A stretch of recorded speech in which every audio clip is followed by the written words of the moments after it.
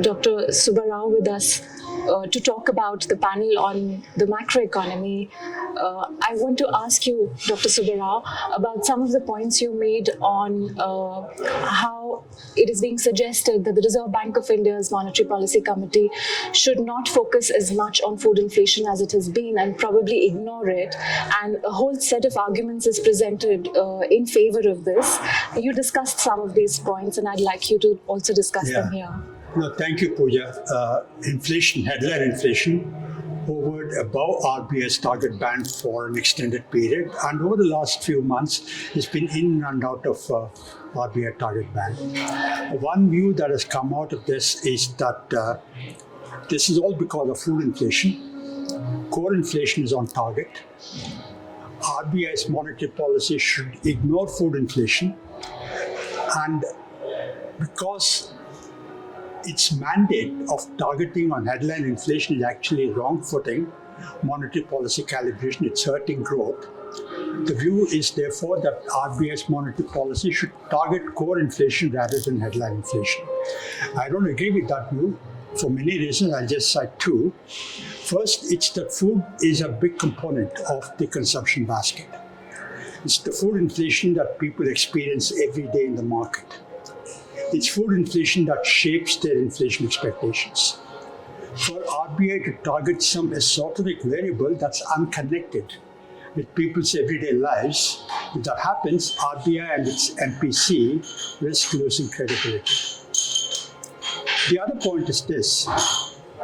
There is an argument that monetary policy acts from the demand side.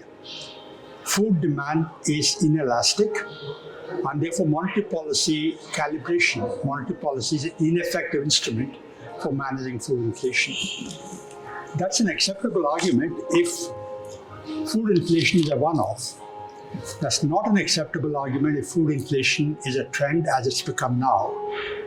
So I believe it's important for the RBI to continue to focus on headline inflation because that's what shapes people's inflation expectations. There's a view that,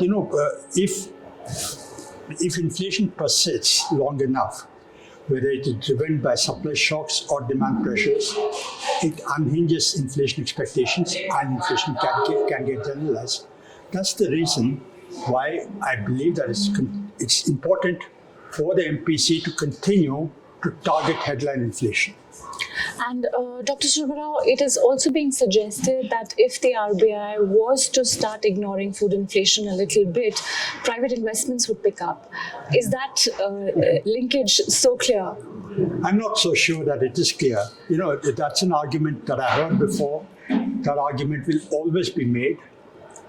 I don't believe private investors make their decisions based on the interest rate in the short term. They make a decision based on interest rate over several cycles. And if it is the interest rate that is inhibiting investment today, consider this. The real interest rate today is about 1%. We had higher private investment when real interest rate was even higher. So it's quite clear that if today private investment is not taken off, it is for reasons beyond the interest rate. And there are other factors that are inhibiting private investment. I don't believe it's the interest rate. And Dr. Subbarao, another part of the discussion for the macroeconomic session was on the fiscal side, where one of the points you made had to do with the fiscal relations between the center and the states. And it's quite important because the Finance Commission is sitting at present formulating its recommendations. You said that there is a certain tension that has to be resolved. That tension is that whereas the center collects 60% of the taxes, its expenditure comes to about 40%, and it's the other way around for the states. So I wanted you to also explain this tension a bit.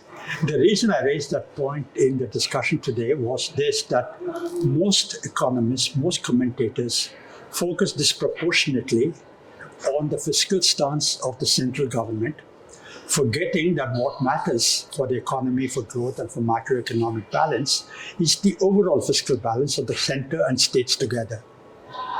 And I emphasized that states are a bigger player in the overall fiscal picture than we tend to believe. What I said in particular was this, that if you take the combined taxation of the center and states, the center collects about 60% and the states collect 40%. On the expenditure, if you take the combined expenditure, the center spends 40%, states spend 60%. So what's the picture you have? The picture you have is that center collects 60% of the overall tax, gets to spend 40%. States collect 40% of the combined taxes, but spend as much as 60%. So I think it's very important that we recognize this in evaluating our fiscal position. Thank you, Dr. Subbarao. Thank you so much. Thank you very much. Thank you.